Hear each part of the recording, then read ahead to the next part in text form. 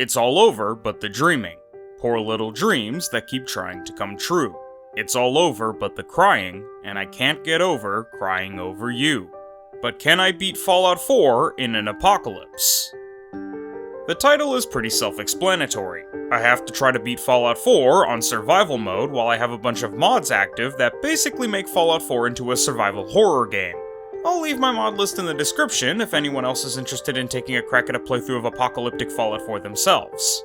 This run was pretty tough, and I definitely successfully converted Fallout 4 into a survival horror game, though the game being on survival mode made the experience a lot more challenging, but I did it anyway. For a challenge like this, where you start the game incredibly weak and don't get that much stronger as you level up due to perks and level up stat boosts being modified, starting stats are incredibly important. I went for an almost completely balanced build, since perception will help me notice enemies easier, or at least it would have if I hadn't forgotten that I'd be using Immersive HUD for this run, which removes the compass, making perception completely useless. Charisma is important for buying supplies, a lesson I learned in the last couple of runs like this. Intelligence is important for leveling up, since one of the mods I have downloaded for this run reduces the XP you gain across the board, and luck is necessary to scavenge resources and get crits faster, but I made sure to put a couple of extra points into agility for more VATs and better sneaking, both of which I expected to be doing a lot of in this run, endurance for more health and stamina, which are of course vital for a survival run like this, and strength for carry capacity, which I sorely hoped I'd have a chance to use. I left my family behind and ran for the vault in this sad, gray world, but like some kind of Pixar movie, a distant explosion brought beautiful, vibrant color back to the world. Maybe things will be better when I come back up from the vault. After Kellogg blows my wife's brains out, I attempt to escape from the vault and almost get killed by rad roaches. I can already tell this is going to be a fun run. But I was able to get my Pip-Boy, use the 10 level ups one of the mods gives you at the start just so that you'll be strong enough to make any progress at all at the start of the game, and I make it out of the vault and back up to the foggy world above. The first thing I do when I make it to the surface is set up all my different immersion settings like True Storm, Dynamic Vision, and Immersive HUD.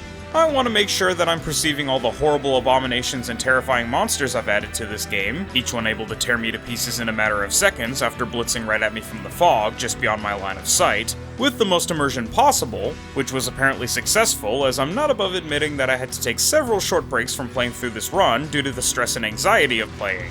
Right after I finish, I noticed that literally feet away from me, immediately after leaving the vault and starting the game, was Siren Head peering at me through the fog, Siren Head being a boss monster in one of the mods I have downloaded, and words cannot describe the terror I felt at what was basically the very beginning of the run as I just stood around and looked at him lingering in the fog. Because I wanted to maintain the survival aspect of this survival horror run, I didn't give myself any of the usual power-ups I give myself for these incredibly difficult challenge runs I've done in the past, but I did give myself this awesome Kerberos Panzer armor from Jin-Roh, and this armor will be the only reason I'm actually able to progress in this challenge. I've never seen Jin-Roh or watched any related material, but I think the armor looks really cool, and it's definitely powerful enough to keep me from dying, so I'll take it. Though a younger, stupider, more naive me thought it would be too strong for the early game, so I tried to only wear the Kerberos fatigues and jacket to start since they provide no armor protection. That would change before too long. I also built myself an FN Scar H, a really cool real-life assault rifle that helps to give the game a more realistic survival horror feel, and though it's strong, I would still have to get the special 7.62x51mm ammo for it out in the wastes. I have a mod that allows me to quick save on survival mode.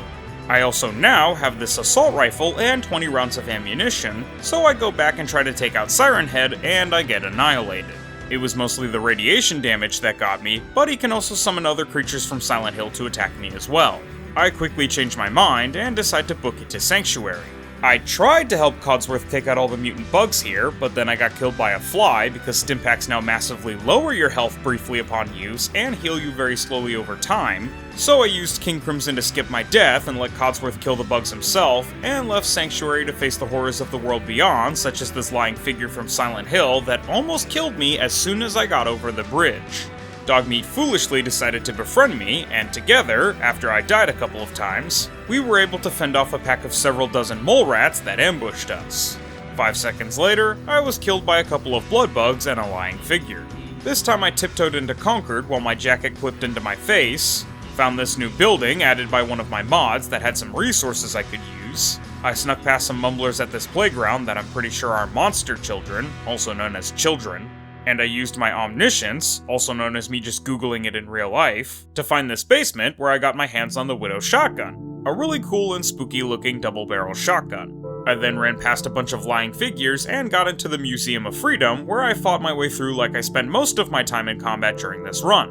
Afraid, cowering in fear, and constantly hiding behind cover while considering how best to flee like a coward. After getting jump scared and blown into chunks by this rocket launcher guy, and cooked alive by this flamer guy a couple dozen times, I decided it was time for me to put on my Kerberos armor because I kept getting one shot without it, used my Widow's shotgun to turn both of these raiders into Swiss cheese, took out the rest of the raiders trying to break down Preston's door, and then agreed to Sturgis and Preston's plan to use the power armor on the roof to take out the rest of the raiders outside. What neither of them knew is that I planned to just run and hide from the raiders and let the lying figures kill them all for me. I tried to hide in this store, but a mannequin jump scared me and attempted to murder me, changing the color of my trousers to a deep earthy brown. I had to check this other mannequin before I left. The paranoia had begun to set in. I ran down the street hoping my armor would protect me and triggered the death claw, at which point I hid in the nearest house until all the blood-curdling screams stopped. The raiders actually killed the Deathclaw this time, but since I was wearing power armor, it wasn't that difficult to finish off the survivors, which allowed me to complete the first quest of the game while only losing 20 or so years of my life to stress. I looted the Wendigo-looking Deathclaw creature and all the raiders before retreating back to the museum when the remaining lying figures set upon me like a pack of ferocious wolves. I was incredibly overweight from all the Deathclaw meat I had looted and the 600 rounds of 7.62x51mm rounds I got from the minigun, so I wanted to head back to Sanctuary to offload my loot. Preston and his group were headed to Sanctuary, so I traveled with them so they could kill all the monsters for me as I hid. We made it there with little difficulty, and I took the opportunity to scrap a bunch of stuff in town to build a bunch of posts to get XP to level up, scrap a bunch of couches and armchairs for Cloth to make a canine harness for dog meat that would allow him to carry more of my burdens, dump off the rest of the Deathclaw meat I couldn't carry, and make a bed where that stupid baby used to just stay awake all night and cry so that I could sleep and get rid of some of my fatigue so that I could restore some of my decreased stats. I found a cellar in my old house called Hubby Basement when I scrapped my old bed for Cloth for dog meat's canine harness. It had an absolute metric ton of food, water, weapons, equipment, and ammo, but I definitely didn't have the carry capacity to take it all with me, so I decided to take what I could or what I absolutely needed, and I left. Now with over 2,000 rounds of ammunition for my Scar H, I upgraded it as much as I could with all my resources before leaving Sanctuary, started my long journey towards Diamond City, one of the few actually safe places across this entire run. I took out some robot people that actually weren't synths, and I brained Wolfgang and Simone for Trudy so that I could sell her some of my junk. The world was so dark and foggy, I could barely see anything beyond the light from my flashlight on the rail of my gun. Eventually, I make it to the Cambridge police station and help the Brotherhood fend off this horde of ghouls, and that's when I decided that I'd be doing the Brotherhood ending, which kinda fits the vibe of my Kerberos armor. Like I said, I've never seen Jin-Roh or anything to do with it, but I do know that it takes place in an alternate reality where Germany won World War II and Japan was on the side of the Allies. Man, Japan just can't seem to catch a break no matter which side they're on, which is hilarious because I think Jin-Roh was made by a Japanese person, so even in Japanese revisionist history, Japan still lost, but the Brotherhood's military aesthetic fits the armor. Dance wants me to go on a date with him to some rocket nerd museum, but I'm not ready to start the Brotherhood quests yet, so I just resupply in the police station and sleep for a bit before heading to Diamond City. As I was heading over, I helped Diamond City security take out some super mutants, but everyone blew up and I was the only survivor, so I just continued on and made it to the front gate.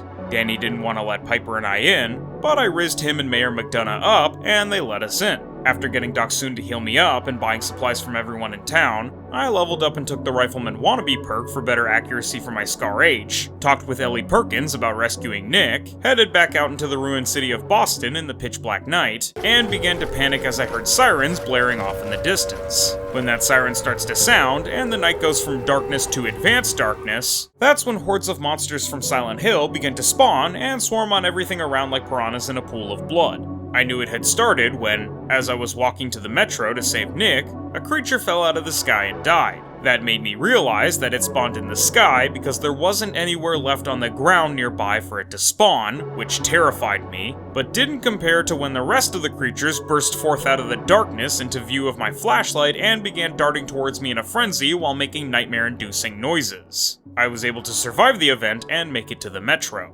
With my pimped out Scar H and still about 1,500 to 2,000 rounds left, I systematically picked off all the triggermen outside of the vault with a combination of getting insta-kill headshots with the really great scope of the Scar H and VATS, which I was able to spam because my high agility gave me a massive pool of action points. By the time I made it to the vault, I think I had nearly looted back all the ammo I'd used, if not more, as well as more food and water than I could carry, proving that killing other people and taking their stuff is the most efficient and effective method of survival during an apocalypse. Let that be a lesson to you, kids. I took out all the triggermen in the vault with a couple of challenging but fun gunfights. As a person who's rediscovered his love of Nick Valentine as a character thanks to my last Fallout 4 run, I had to pump Dino so full of lead, he weighed more than Skinny Malone. I did, and then I had to kill off the rest of the triggermen and think of a way to convince Skinny Malone, the leader of said triggermen, to let me and Nikki leave alive.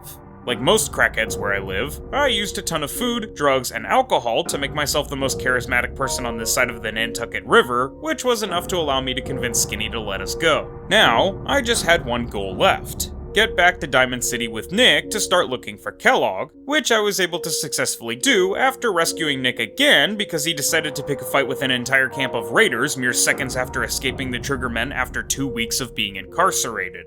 Funnily enough, the mongrel dogs I had to fight later were more of a fight because of how fast and small they were. I made it back to Diamond City with Nick, sold all my loot to Percy because I knew I'd be massively over-encumbered after all my strength-boosting food and alcohol wore off and he was the only shop open at that time of night, reunited Nick and Ellie, told Nick about Kellogg, stole the key to his apartment from Geneva's desk, slept at the Dugout Inn to get rid of my fatigue, and found Kellogg's secret compartment, which allowed me to start the trip to Fort Hagen. I set out on the trail to find Kellogg, but I was anxious about the idea of traveling for so long in this world, but it wasn't that bad since I had Dogmeat and Nick with me. They were absolutely worthless. To prove my point, I basically single-handedly took down a Yao Guai, but couldn't carry its 600 pounds of bear meat by myself, which reminded me of why I really keep them around. I continued along the path and just threw the bear meat I was carrying in hand off a bridge. I killed a bunch of ghouls, including creepy ghouls, special ghouls that are stronger and faster than normal ghouls and are all black and usually only come out at night, finished off the rest of the ghouls around, and then got eviscerated by some super mutants on a dark, cold, and rainy night. I made it back to where I was, and there were no super mutants this time. In fact, there was pretty much nothing else between us and Fort Hagen except for these completely disgusting and awful giant dog-sized worm monsters with human faces called Brain Eaters. But they were as easy to kill as they were ugly. There were turrets on the roof, a little tougher than normal, but no problem thanks to my corner-peeking strats. The synths inside were by far the strongest and most difficult to beat enemies so far because they didn't die to headshots and had high general damage resistance. I basically had to resort to shooting them through the walls. Further into the fort, I took out the rest of the synths in the early areas by spamming quick saves whenever the slightest thing went right, beat the synth leader before getting to the elevator with my Widow shotgun thanks to a lot of assistance from my good boy, took out the rest of the synths throughout by actually effectively using my healing items and cover, and then realized that that was all just a lie. Just a convenient fantasy my mind had conjured up that was completely shattered by the synths in this hallway. Taking out the rest of the synths before making it to Kellogg wasn't that difficult, but at this point, almost all of my healing items and most of my 2,000 rounds of 7.62 were spent. Before making it to Kellogg, I found a fat man and a mini nuke. Before resorting to any extreme measures, I went in to try to take out Kellogg with nothing but bravery, buckshot, and bath salts, but the man is wearing a nearly full suit of power armor, so I very quickly decided to go with the nuclear option. It didn't kill his synths, but taking him out made this fight possible. It took a couple of seconds to finish them off, but I was high on every drug known to man, so they never stood a chance. The Brotherhood had arrived in their Hindenburg, but I was only able to carry all of my loot because of all the drugs and alcohol I was hopped up on, so I had no time to stand and gawk. I sprinted all the way back to Diamond City. I made it all the way back without encountering anything else and sold all of my loot for a ton of caps, but they didn't give back what this run had taken from me. I spoke with Piper and Nick about the piece of Kellogg's brain I collected for fun, and they told me it was useful. I sprinted through what can only be described as an apocalyptic hell to get to Good Neighbor, went ahead and discovered the Brotherhood Boston Airport base while I was out there for no reason since I can't fast travel here anyway, picked up a brand new assault rifle nearby, the RU-556, an automatic assault rifle that takes 5.56 by 45mm rounds, ran all the way back to Goodneighbor a couple of times, blew off Finn's head to relieve some pent-up aggression and stress, and finally, I arrived at the memory den where Nick had been waiting safely, happily, and healthily for me to arrive. I think this run has given me a newfound hatred of Nick. I speedran the Kellogg memory section, discovered that Kellogg is very pushy, and also that the Institute can teleport or something, set out for the scariest and most intimidating part of this run, the journey into the glowing sea. I sprinted all the way to Sanctuary and fought off everything in my way to get to my stockpile of supplies so that I could properly prepare, rested and recuperated, and grabbed as much of my supplies as I could and upgraded my armor and weapons before beginning my journey across the entire map into one of the harshest and most inhabitable places in Fallout 4. Before that, I had a challenge to overcome, something to prove. I was gonna go up to the vault and take out that megaphone-headed bastard. I started laying into him with a barrage of blasts from my Widow shotgun, which seemed to be going well. Things changed when he started summoning his allies, particularly the most difficult one to kill of them all, Scream Roaches. I stupidly modified my shotgun to have an 8x zoom earlier, so ironically, the Scream Roaches were too small, too fast, and too close for my shotgun to be very effective. Siren Head got me once, but after rewinding with Baito Zadusto, I was able to take him out pretty easily with my Scar H, but his death triggered the other world. I took another level of radiation resistance to prepare for the glowing sea as I leveled up, and then prepared myself for the more immediate threat. The monsters started pouring out of the darkness, so I took them out with my Widow shotgun, survived the other world, got blown up by a suicide-bombing lying figure, took out the lying figures this time without dying, and then went to war with some nearby raiders, only to be saved by my battle armor-clad brethren at my most dire hour. After selling the last of my loot to Trashcan Carla at Sanctuary and making some final weapon upgrades, I was almost ready to go. I kept losing Dogmeat throughout this run.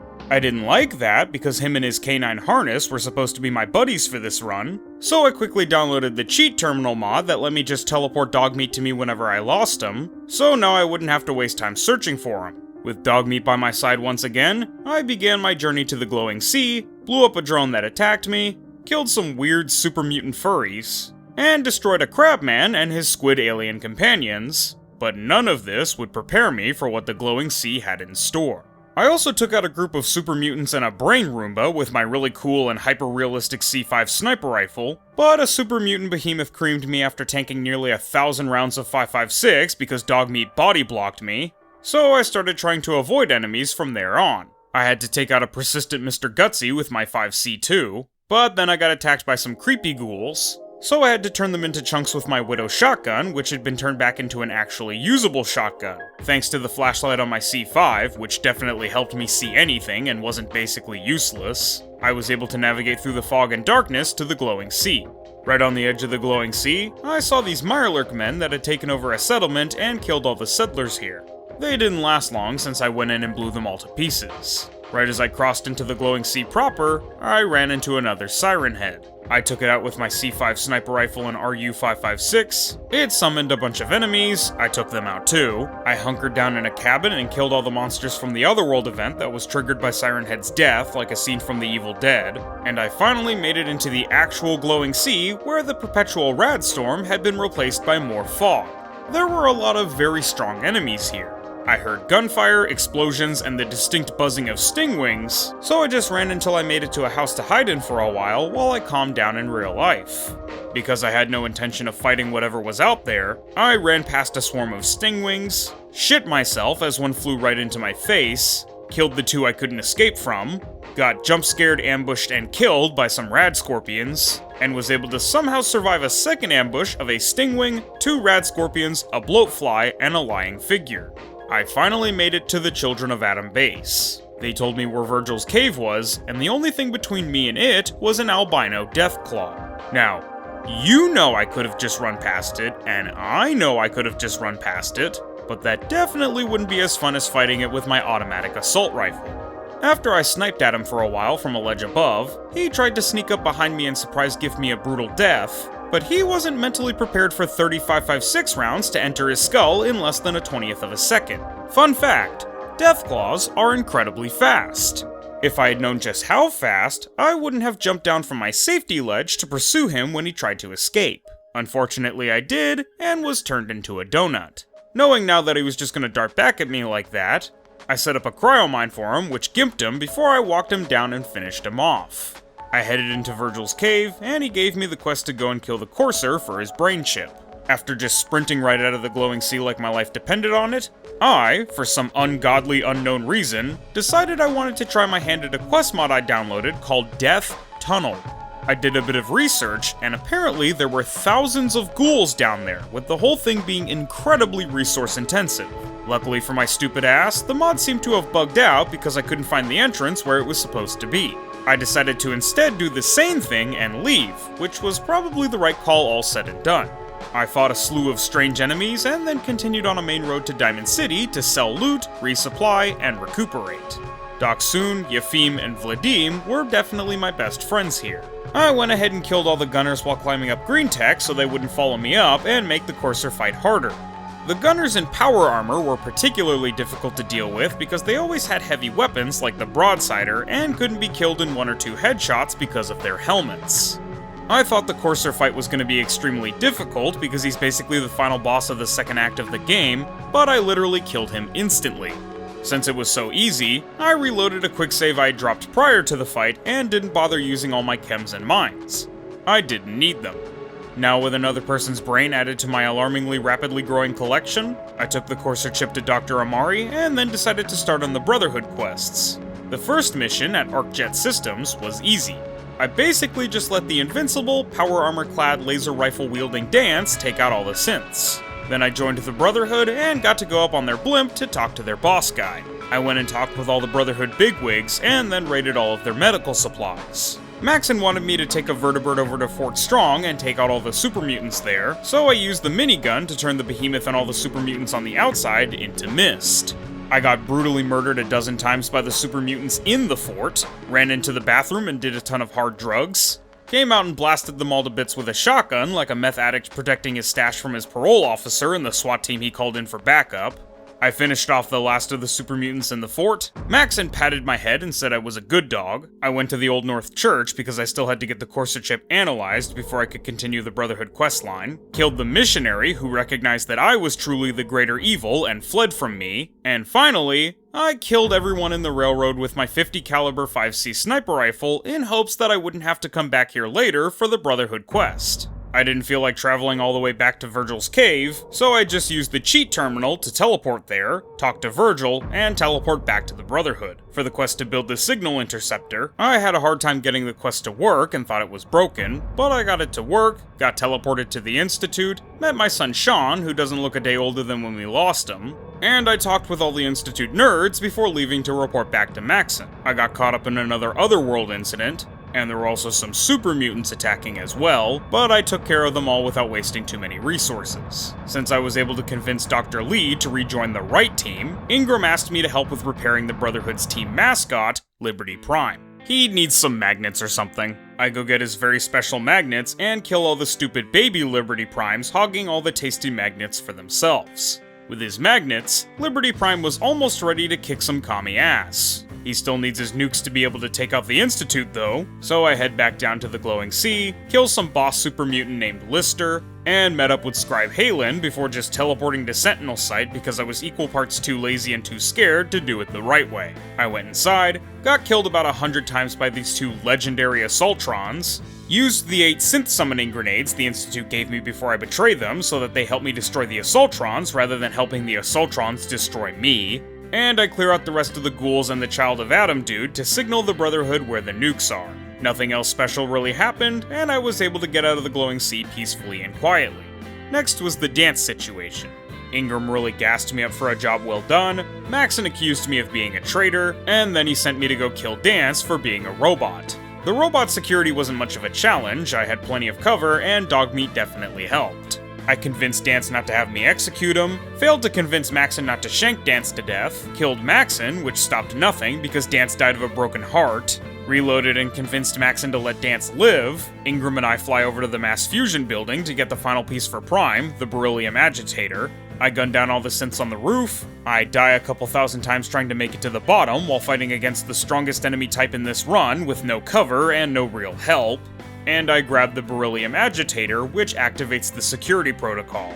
I thought the sentry bot was going to be incredibly tough, So I loaded up on a ton of chems, as I do when the going gets tough, and I was actually able to destroy the Sentry Bot, the Protectron, and the 2 Assaultrons with surprisingly little difficulty compared to what I expected. With Lee back where she belongs, the magnets and the nukes acquired, and the beryllium agitator retrieved, it was time to start the final mission, and boy was I ready because the difficulty of the run was starting to wear its welcome. Liberty Prime said something about destroying communism. He killed all the bad guys for me. Him and the Brotherhood got into a fight with the robots on the Constitution somehow, which basically softlocked the quest because they couldn't destroy the robots due to the cover of the ship, but they wouldn't leave without wiping them out. I teleported to the CIT ruins hoping it would fix the quest before I ran out of drinking water, and it did, in fact, fix the quest. Now's a good time to mention that drugs make you really hungry and really thirsty, so because of all the chems I've had to take recently, I was quickly running out of food and water at this point. I wasn't too worried about dying of starvation or dehydration, but being hungry or thirsty lowers stats like strength, which lowers carry capacity. Some synths put up some resistance in the old robotics wing, but my C5 and my Brotherhood backup took them out real quick. I got killed in the biotech wing. I reloaded, and this time, we took them all out. As a matter of fact, while I couldn't withstand the barrage of lasers from the Institute in the main area, the Brotherhood took them all out quite easily as I cowered behind a wall somewhere. I went up to say my final goodbyes to Sean, ignored his last words because I was enjoying some beverages, I shanked him to death with my cool Special Forces knife, and I turned off all his stupid security. After clearing the weapons division, we were on to the final section. I took out the 3 turrets in the hallway with my C5, got blown to smithereens by a rocket launcher wielding synth, reloaded and domed him from the window with my C5, loaded up on every single chem and booster I had, rushed into the final room, and took out the last 3 remaining enemies that the Brotherhood hadn't already killed yet by the time I had worked up the nerve to jump into the fight. I put the nuke on the Institute's heart to give it heartburn, left this stupid little synth boy here to fry, blew up the Institute, and beat Fallout 4 in an apocalypse. Alright, that's all from my Fallout 4 run of beating the game during an apocalypse. Be sure to hit the like button if you enjoyed the video, and if you didn't enjoy the video, please do hit the like button to let me know how much you hated it, and then let me know in the comments how much you hated it to boost the algorithm attention for the video. Thank you all so much for watching. Remember to join the channel Discord server if you like, there's a link in the description. And also follow me on Twitter at RedFox4262 for video updates, stupid memes, and maybe to get to know me a little better. I've been Red Fox, and I'll see you guys next time. Peace.